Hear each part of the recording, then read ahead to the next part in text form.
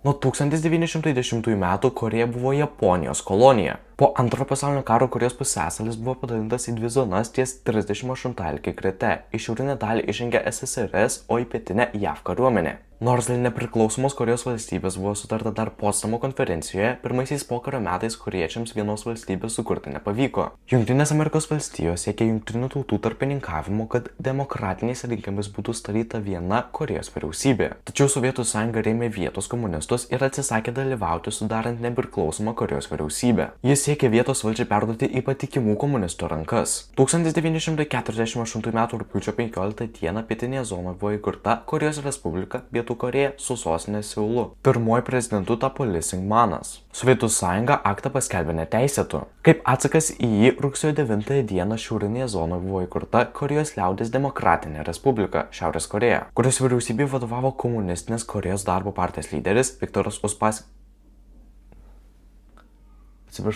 Kim Ir-senas. 1948 m. pabaigoje SSRS išvedė savo kariuomenę iš Šiaurės Korėjos, 1949 m. pradžioje JAV iš Pietų Korėjos. 1950 m. komunistinės Šiaurės Korėjos ir provakarietiškos Pietų Korėjos nesutarimai peraugo į ginkluotą skirtingų ideologijų konfliktą, kuris truko 3 metus. Tai buvo praktinė šaltojo karo išraiška. Nedaug trūko, kad dviejų galingųjų valstybių ir jų sąjungininkų nesutarimai būtų peraugę į atvirą, netgi branduolinį konfliktą. Korėjos komunistai negalėjo sutaikyti su dviejų skirtingų politinių sistemų gyvavimu, todėl ėmėsi vienyti šalį. 1950 m. balandžio 25 d. Šiaurės Korėja užpuolė Pietų Korėją, užėmė Seulą ir sėkmingai žygiavo toliau. JAV pasiūlius neeilinę Jungtinių tautų saugumo tarybos sesiją jau pirmą konflikto dieną nusprendė imtis visų įmanomų priemonių, kad būtų stabdyti karo veiksmai Korėjos pusiasalyje. Buvo kreiptasi į visas Jungtinių tautų valstybės su prašymu padėti įgyvendinti priimtą rezoliuciją. SSRS nebalsavo prieš šį sprendimą, nes jos delegatas nedalyvavo Jungtinių tautų saugumo tarybos posėdžiuose, protestuodamas, kad Jungtinės tautos nepripažįsta Kinijos liaudies respublikos. Amerikiečiai pirmieji pradėjo teikti karinę pagalbą Pietų Korėjai. JAV prezidentas Haris Trumanas nurodė generolo Douglaso MacArthuro vadovavimoms amerikiečių pajėgoms išsidėsčiusioms tolimuosiuose rytuose paremti Pietų Korėjos kariuomenės veiksmus iš oro, be to birželio 30 d. jis leido panaudoti JAV sausumos pajėgas. Amerikiečiai sudarė didžiąją Jungtinių tautų karių dalį, maždaug 90%.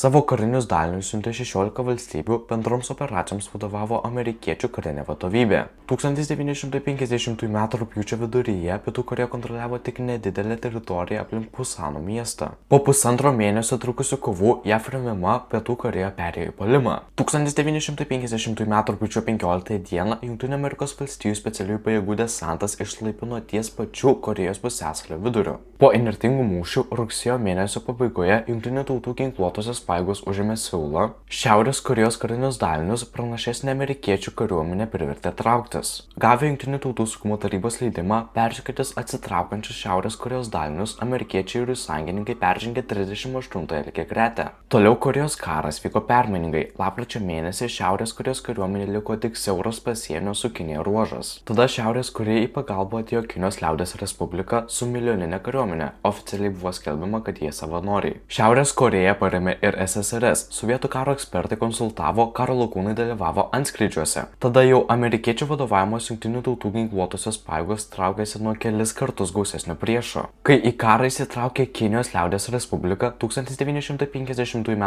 pabaigoje amerikiečių generolai pasiūlė panaudoti branduolinį ginklą prieš ją. Tačiau Jungtinių Amerikos valstijų prezidentas atmetė tokį pasiūlymą dėl galimo karo tarp JAV ir Sovietų sąjungos grėsmės. 1951 m. pradžioje fronto linija nusistovėjo ties 38 lygiagrete. Vasarą prasidėjo kariaujančių šalių derybos, tačiau dar kelerius metus abipus fronto linijos vyko nedidelių susirėmimų. Tik 1958 m. Liepos mėnesį pasirašyta paliaubų sutartis.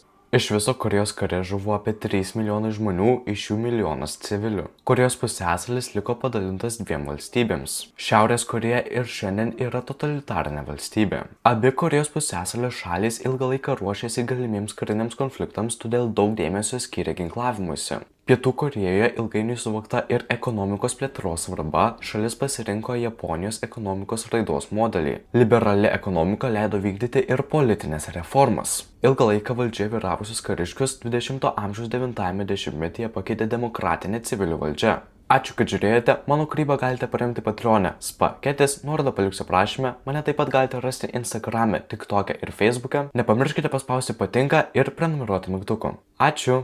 Goodbye, Maria, I'm off to Korea, far across the sea.